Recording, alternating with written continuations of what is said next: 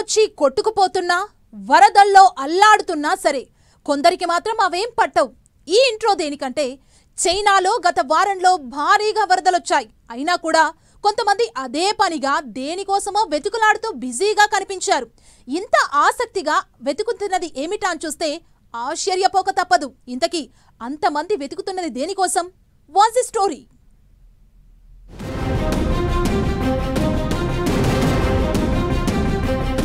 బంగారమా మజాక, వరదలోనూ వెతుకులాట.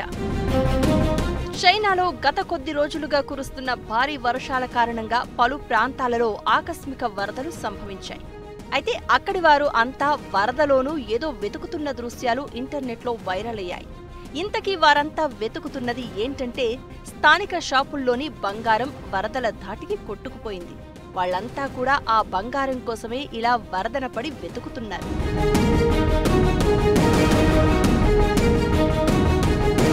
షాంగ్జీ ప్రావిన్స్ లోని ఉచి కౌంటీలో భారీ వర్షాల ధాటికి లావో పెంగ్జియాంగ్ అనే షాప్లోని బంగారపు నగల పెట్టెలు కొట్టుకుపోయాయి.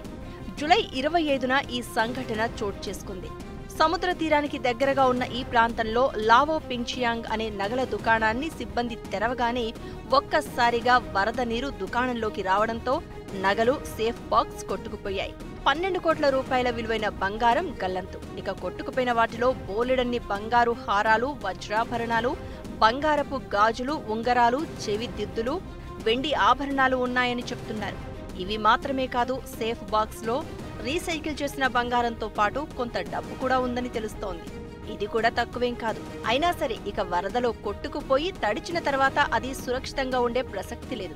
అయితే ఆభరణాల విలువ 10 మిలియన్ యువాన్లు, అంటే మన ఇండియన్ కరెన్సీలో 12 కోట్ల రూపాయలు ఉంటుందని అంచనా వేశారు. దాంతో ఎప్పుడైతే ఈ షాప్లో బంగారం వరదలో కొట్టుకుపోయింది అని తెలిసిందో బంగారం కోసం స్థానికుల సాహసం మొదలైంది. వరద నీళ్లలో వీధుల్లోకి వచ్చి వెదకడం ప్రారంభించారు.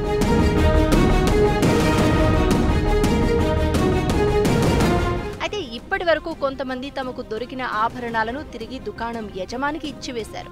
అయితే పోయిన బంగారం చాలా ఉండగా రికవరీ అయ్యింది కేజీ బంగారం మాత్రమే అని చెప్తున్నారు. అందుకే మనకు సామెత ఉంది, లాభం లేనిదే వ్యాపారి వరదన పడిపోడు అని. కానీ ఇక్కడ వ్యాపారి స్థానంలో స్థానికులను చేర్చుకోవాలన్నమాట.